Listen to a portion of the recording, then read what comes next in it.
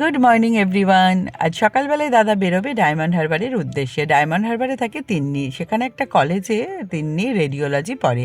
আর এই তিন্নি হচ্ছে অভিজ্ঞানের বোন। বাবা এসেছে কলকাতায় আর মেয়ের সঙ্গে দেখা করে যাবে না, এটা কি হতে পারে? একদমই না। তাই দাদা চলে যাচ্ছে আজকে ডায়মন্ড হারবারে। সকালবেলায় তাই দাদাকে চা বিস্কিট দিয়ে দিলাম, দাদা স্নানও সেরে নিল। এর মধ্যে আমি বানিয়ে ফেললাম ব্রেকফাস্ট। আজকের ব্রেকফাস্ট হচ্ছে মেথির পরোটা, আলুর তরকারি আর মিষ্টি।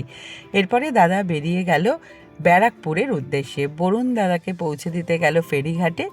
ফেরি পেরিয়ে ওপারে ব্যারাকপুর, তারপরে সেটা ধরে দাদা সোজা যাবে শিয়ালদা। রিয়াও এদিকে রেডি হয়ে গেল, ওকেও লাঞ্চ বক্স দিয়ে আমি অবশেষে রেডি হয়ে বেরিয়ে পড়লাম অফিস যাওয়ার জন্য। পৌঁছে গেলাম বর্ধমানে। আজকে ট্রেনটা ভীষণ লেট করেছে, যার ফলে অফিসে আসতে দেরি হয়ে গেল।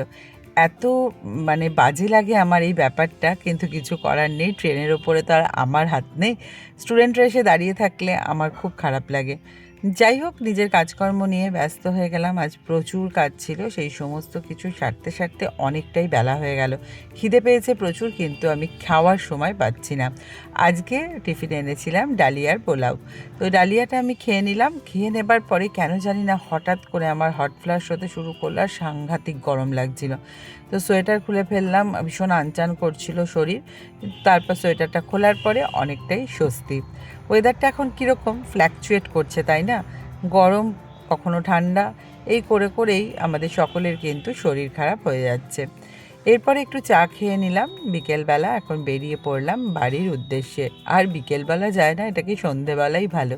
দেখো বাজে হচ্ছে 5টা 14, আমার 5টা 25-এর ট্রেন। তাড়াতাড়ি করে পা চালিয়ে আমি পৌঁছে গেলাম প্ল্যাটফর্মে। 4 নম্বর প্ল্যাটফর্মে দিয়েছিল আমার ট্রেন। উঠে পড়লাম ট্রেনে।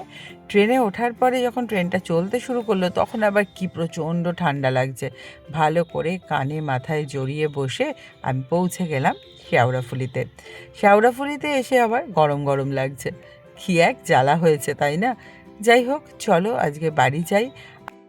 বাড়িতে আসার পর গেট খোলার আওয়াজে কুহু কী করে যে বুঝতে পারে যে আমি এসেছি আমি জানি না। চলে এলো, এসে এবার বায়না করছে ওকে কোলে নিতে হবে।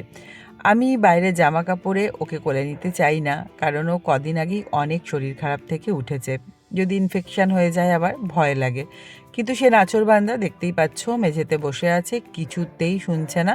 শেষ পর্যন্ত আমাকে কোলে নিতেই হলো। অনেকক্ষণ ধরে আমার কোলে রইলো, অনেক গল্প করলো, সারাদিনের অনেক অভিযোগ, অনেক আদর, অনেক কিছু করলো। এইসব করেই ওর সাথে আমার এই সময়টা কাটে। তো যাই হোক, তোমরা সবাই ওকে অনেক আশীর্বাদ করো যেন অনেক বড় হয়, মানুষের মতো মানুষ হয়। চলো তাহলে আজকের মতো টাটা।